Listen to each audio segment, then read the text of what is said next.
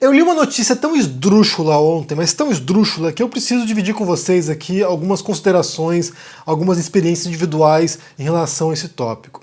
A notícia foi o seguinte aqui, saiu no portal UOL e depois foi para outros portais, outros jornais também. A manchete é: lançados como novos Mac Picanha, sanduíches do McDonald's não tem picanha. Então a notícia é: o Mac Picanha não é feito com picanha. Essa é a notícia e as pessoas ficaram revoltadas, né? Os fregueses do McDonald's ficaram revoltados. E essa notícia ela foi divulgada inicialmente pelo perfil Coma com os Olhos no Instagram, que ele fez uma investigação sobre esse assunto, né? Ele foi lá pesquisar sobre isso e descobriu que de fato o Mac Picanha não é feito com picanha. E daí a resposta do McDonald's é ridícula, a resposta do McDonald's, sinceramente, é inaceitável e agora vai levar aí a um pepino para o McDonald's, porque o CONAR, que é o Conselho Nacional de Autorregulamentação Publicitária, vai abrir uma ação contra o McDonald's, uma ação ética contra o McDonald's, e parece que o PROCON também já vai se enfiar no meio aí e tentar punir o McDonald's por propaganda enganosa. Mas antes disso, antes de falarmos mais sobre esse assunto e dividir com vocês algumas coisas, já curta esse vídeo, deixa aqui embaixo no comentário deixando um bom dia e também se inscreva no canal caso não seja inscrito ainda. É importante que você faça isso para dar um boost no canal, né? Para dar um empurrão no canal, porque a coisa está complicada no YouTube nos últimos tempos, os canais estão perdendo alcance, então é importante que você interaja e ajude também a impulsionar os vídeos. Então, vamos para a história, né? A resposta do McDonald's para fazer um hambúrguer de picanha que não tem picanha. Diz o seguinte aqui, McDonald's, é a nota oficial da rede, para você ver o grau do negócio. A rede esclarece que a plataforma recém-lançada, denominada Novos Mac Picanha, tem esse nome justamente para proporcionar uma nova experiência ao consumidor, a oferecer sanduíches inéditos, desenvolvidos com um sabor mais acentuado de churrasco. Para isso, os lançamentos trazem a novidade do exclusivo molho sabor picanha, com aroma natural de picanha, uma nova apresentação e um hambúrguer diferente em composição e em tamanho. 100% carne bovina, produzido com um blend de cortes selecionados. Para mim, blend, né, na verdade, é maçaroca, né? Pegaram um monte de corte diferente, misturaram e fizeram maçaroca que não é de picanha. Fizeram um blend, uma maçaroca. E no maior tamanho oferecido pela rede atualmente. Lamentamos que a comunicação criada sobre os novos produtos possa ter gerado dúvidas e informamos que haverá novas peças destacando a composição dos sanduíches, a maçaroca, de maneira mais clara. Eles lamentam ter criado confusão, eles lamentam ter criado dúvida, porque assim, lança o produto Mac linguiça, mas não tem linguiça. Lança o produto Mac camarão, mas não tem camarão. Então assim, eles lançam o Mac picanha, mas não tem picanha. É isso, né? Por que será que isso causou dúvida nas pessoas? Por que a pessoa compra o Mac Picanha esperando que venha picanha, né? Então, assim, é uma coisa curiosa, né? É estranho. Os consumidores são um bicho bem estranho, né? Esperar que tenha picanha no Mac Picanha. Sem contar que é bem caro o hambúrguer, né? Ele tá na média aí de R$40 para comprar o Mac Picanha sem picanha. E os fregueses estão reclamando. Então, eu quero falar um pouquinho sobre isso porque bem, é ridículo, né? É absurdo. Seria engraçado se não fosse trágico o negócio, porque assim, as pessoas pagando, né, para comer o Mac Picanha sem picanha. Só que o McDonald's é uma rede complicada mesmo, né? Eu imagino que muitos de vocês tenham visto já o documentário, é antigo, acho que do comecinho dos anos 2000, chamado Super Size Me, A Dieta do Palhaço. E nesse documentário, o diretor, que é o personagem também do documentário, que é o Morgan Spurlock, ele resolve fazer um experimento. Ele resolve passar um mês 30 dias comendo café da manhã, almoço e janta no McDonald's, para ver o que acontece. Vale ressaltar, antes de falar sobre isso, que o experimento do Spurlock não é um experimento científico, né? Assim, não tem validade científica porque é uma pessoa testando os efeitos nele, no corpo dele. É a mesma coisa que alguém pegar, por exemplo, cloroquina para usar para testar com a Covid e ver o que acontece com ele. Então, assim, não funciona. Teria que ter uma amostragem, teria que ter um grupo de controle, ou seja, teria que ter um método científico que não tem. É alguém, né, um indivíduo que vai fazer um teste de passar um mês comendo McDonald's. E para ele, né, pessoalmente para ele, o negócio é catastrófico, né? Ele engorda um monte, ele começa a ter problemas de saúde, ele fica meio que viciado no sanduíche do McDonald's. E esse documentário, ele fez muito barulho na época, né? Porque assim, mostrava como a própria composição dos sanduíches, né, os hambúrgueres, tinha um monte de produtos químicos, um monte de aditivos para dar sabor, por exemplo, né, o molho especial sabor picanha, um monte de aditivos ali para dar sabor para o sanduíche, e nos refrigerantes, e na batatinha frita, ou seja, tinha um monte de aditivos que podiam ser prejudiciais para a saúde, né? Então, naquele momento, isso vai para o mundo e isso horroriza as pessoas, porque acho que muitos imaginavam que o hambúrguer tinha carne, né? Tinha carne só, e não outras coisas. Mas ele levou um debate na época sobre esse tipo de consumo.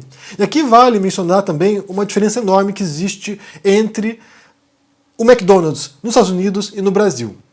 Porque no Brasil, essas redes, né, Burger King, McDonald's, Pizza Hut, por exemplo, são redes de burguês, são redes caras, né? R$40 um sanduíche é caro pra caramba. Por outro lado, nos Estados Unidos, essas redes atendem pessoas mais pobres. Muitas vezes você vai no McDonald's lá e tem moradores de rua que vão almoçar no McDonald's, porque é muito barato. Inclusive, quando eu morei lá, eu escrevi esse livro aqui, né?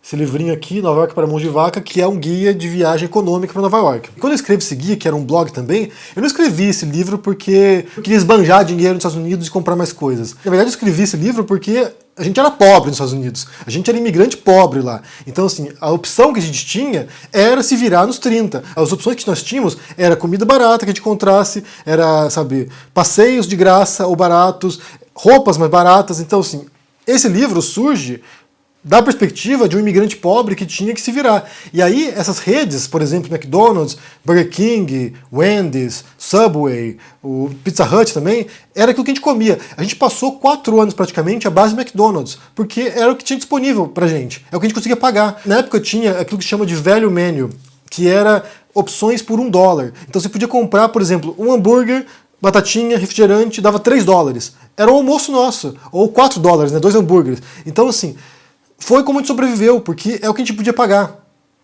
Inclusive, só para fazer um parênteses aqui, a gente vê, né, por exemplo, o retrato que se faz de Nova York, né, nos filmes, sabe, aquela elite, aquelas pessoas em coberturas, com vista pro Central Park, sabe, pessoal do Wall Street. E essa é uma realidade muito restrita, né? Na verdade, isso é uma realidade muito restrita em Nova York.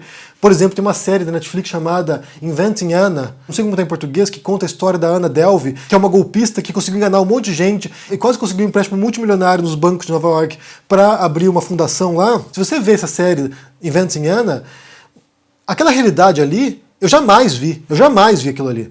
A gente vivia na realidade do imigrante pobre. A gente até via aquilo mais pela porta do serviço, pela porta dos fundos, que é quando tinha acesso a esse tipo de coisa. Mas, na verdade, a vida lá é muito dura. E tem muito imigrante que trabalha 12, 14 horas por dia. Então, assim, esse tipo de franquia como McDonald's, esse tipo de franquia de fast food, era o que salvava a pátria pra gente. Era o que salvava a nossa vida, porque era o que a gente podia pagar. É o que a gente podia comer. E aí tem uma informação interessante no livro do Harari, no Sapiens, quando ele fala, por exemplo, que é espantoso, que atualmente as pessoas morrem mais por complicações da má alimentação do que morrem de fome.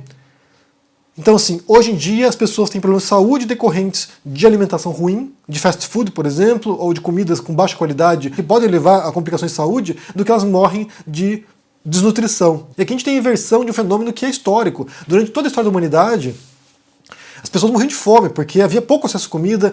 Vamos supor que tivesse uma seca, sabe, catastrófica, isso ia impactar na vida de milhões de pessoas que iam ficar sem comida. Então, assim, historicamente, a lógica da humanidade é de carência. As pessoas tinham poucas coisas, as pessoas tinham poucos recursos, pouca comida. Tanto que a representação em algumas culturas no passado de pessoas ricas eram pessoas gordas, porque eram as poucas pessoas que tinham acesso à comida em abundância. Então elas comiam bastante e ficavam gordas. E hoje em dia a lógica é quase inversa. Quem é rico hoje é magro, sarado, trincado, porque além de tudo ele tem dinheiro para fazer procedimentos estéticos se precisar. Então, assim, hoje é uma inversão. Isso, em grande parte, tem a ver com a cultura do junk food, né? Comida com baixo valor nutricional e que é acessível para muita gente.